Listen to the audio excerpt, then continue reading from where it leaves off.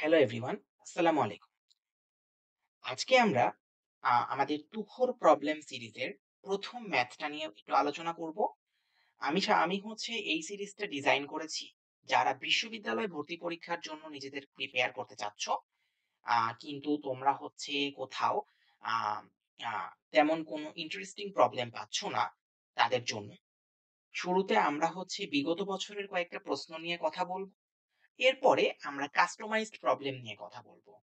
আজকে আমার ২২-২৩ সেশনে আমার সেশনে ঢাকা বিশ্ববিদ্যালয় ভেক্টর থেকে একটা লিখিত প্রশ্ন আ সেটা নিয়ে আমরা আলোচনা করব। প্রশ্নটা ছিল vector A alpha i plus 2j plus beta k একটা আননোন ভেক্টর। অর্থাৎ এই ভেক্টরটার x অ্যাক্সিস এবং z অ্যাক্সিস এ তোমার কি হচ্ছে ভ্যালু আসবে সেটা দেওয়া ছিল না। ভ্যারিয়েবল ছিল। আর ২ টা আলাদা ভেক্টর দেওয়া ছিল b is equals to i plus j এবং c is equals to j plus k এবং বলা আছে যে এই যে b ভেক্টরের সাথে a ভেক্টরের যে কোণটা এটাও থিটা এবং c ভেক্টরের সাথে a ভেক্টরের যে কোণটা এটাও থিটা। অর্থাৎ a ভেক্টরের সাথে b এবং c ভেক্টর সমান কোণ উৎপন্ন করে। আমি যদি তোমাদের একটু ব্যাপারটা ড্র করে দেখাই,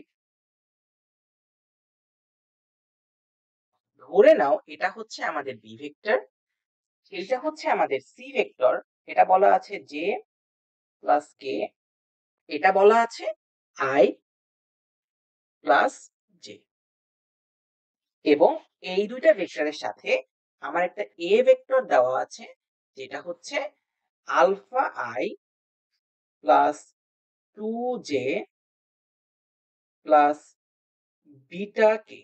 মধ্যবর্তী কোণ এটাও থিটা এবং এই কোণটা হচ্ছে থিটা এবং বলা আছে এরা হচ্ছে কোপ্লেনার। এরা হচ্ছে কোপ্লেনার বা সমতুল্য। এখন আমার যেহেতু এই প্রবলেমটাতে বলা হচ্ছে যে আলফা এবং বিটা নির্ণয় করো, অর্থাৎ দুইটা ভ্যারিয়েবল ডিটারমাইন করতে হবে। এবার এই দুইটা ভ্যারিয়েবল বের করার জন্য আমাদের কিন্তু দুইটা ইকুয়েশন দরকার। এটা তো আমরা মোটামুটি সবাই বুঝি, তাই না? যে আমার যদি দুইটা ভ্যারিয়েবল নির্ণয় করতে হয় আমার কিন্তু দুইটা ইকুয়েশন দরকার হবে। কিন্তু এই থেকে কি আমি দুইটা ইকুয়েশন কোনোভাবে নিয়ে আসতে পারবো কি, এইটা হচ্ছে আমাকে দেখতে হবে।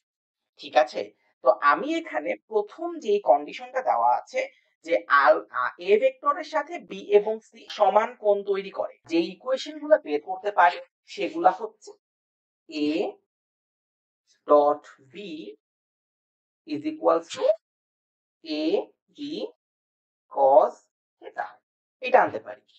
এবার এই এ ডট বি সমান সমান আমি যেটা লিখতে পারি সেটা হচ্ছে যে এদের ডট গুণফলের মান, which is alpha plus 2, alpha plus 2, এটা হচ্ছে ডট গুণফলের মান। তার মানে আমি পেলাম ab cos theta is equals to alpha plus 2।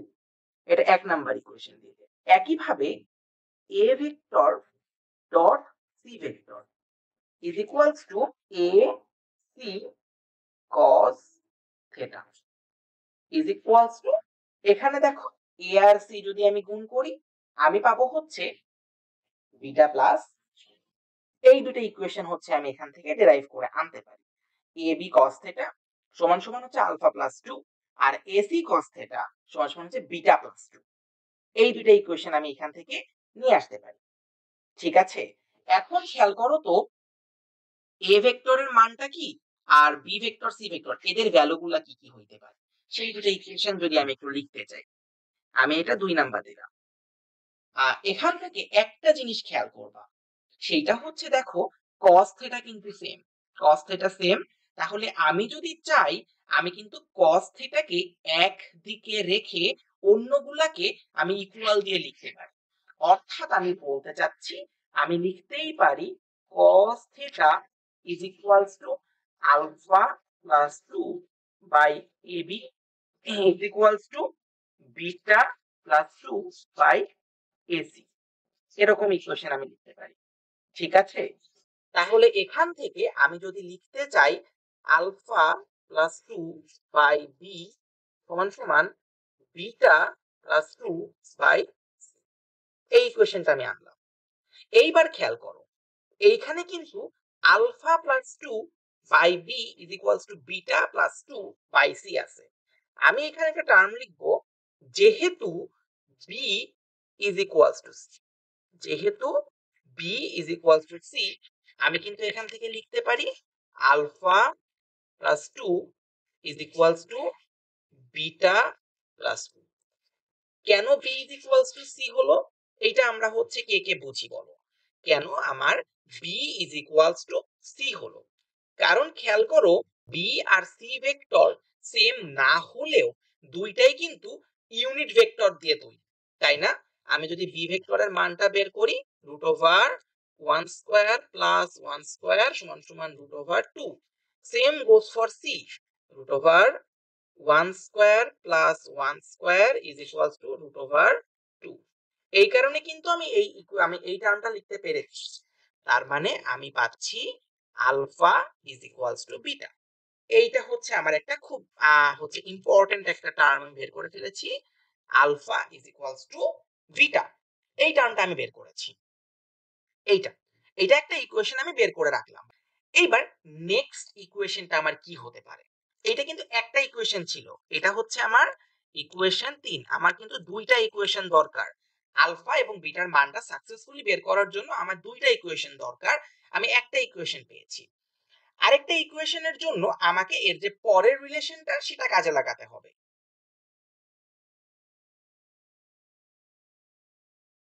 সমতলীয় vector ত্রয়ের ক্ষেত্রে তিনটা ইকুয়েশন লিখতে পারি,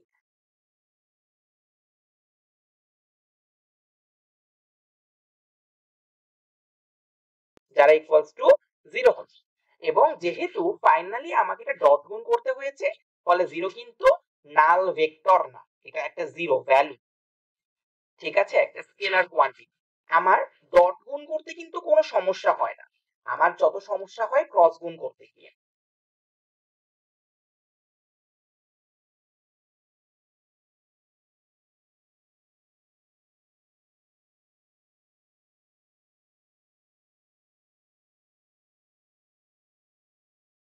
এই যে তিনটা টার্ম আমি পেয়ে গেছি, মানে তিনটা ম্যাট্রিক্স আমি পেয়ে গিয়েছি আমার ক্রস গুণ করার। এখন খেয়াল করো তো যে আমার এখানে তিনটা ম্যাট্রিক্সের মধ্যে সবথেকে ইজিলি সলভ করা যাবে কোন? অবভিয়াসলি এইটা না, এইটা হচ্ছে সবথেকে ইজিলি তুমি সলভ করতে পারবে, কারণ এখানে কোনো ভ্যারিয়েবল নেই এবং দুইটা শূন্য আছে, দুইটা শূন্য আছে, অন্য কোথাও কিন্তু দুইটা শূন্য নাই, ফলে তুমি এই জিনিসটাকে ভালোভাবে ইউটিলাইজ করতে পারো। আমি লিখবো আই, আই লেখার পরে আই এর লাইনটা পুরোটা ক্যান্সেল হয়ে যাবে, আই এর লাইনটা কাজ করবে না, ফলে হচ্ছে 1 মাইনাস 0 মাইনাস জে, এবার হচ্ছে জে এর লাইনটা ক্যান্সেল হবে, তাই না, 1 মাইনাস 0 প্লাস কে, এবারও হচ্ছে 1 মাইনাস 0 সমান সমান যেটা থাকতেছে, আমি কিন্তু জাস্ট ডট মানে ক্রস গুণের পার্টটা করছি, এখনো কিন্তু একটা ডট বাকি আছে। এখানে যেটা থাকছে I minus J plus K, এই রেকর্ডটা থাকছে I minus J plus K. তাহলে আমি এবার বলতে পারি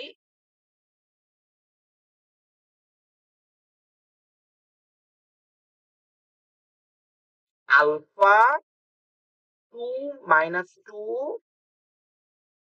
plus beta is equals to 0। এইটা ছিল হচ্ছে আমার আরেকটা ইকুয়েশন। মোটামুটি বলতে পারো আগের পেজে একটা ইকুয়েশন পেয়েছিলাম, এই পেজে আরেকটা ইকুয়েশন পেয়েছি। দুইটা ইকুয়েশনকে যদি আমি কম্বাইন করি, তাহলে এখানে লিখতে পারি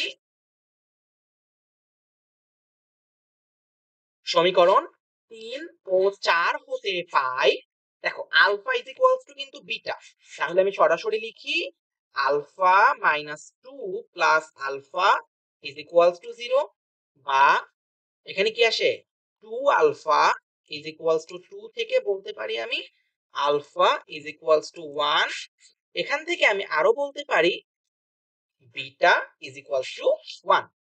অতএব alpha is equals to beta is equals to 1। আল্লাহ হাফেজ।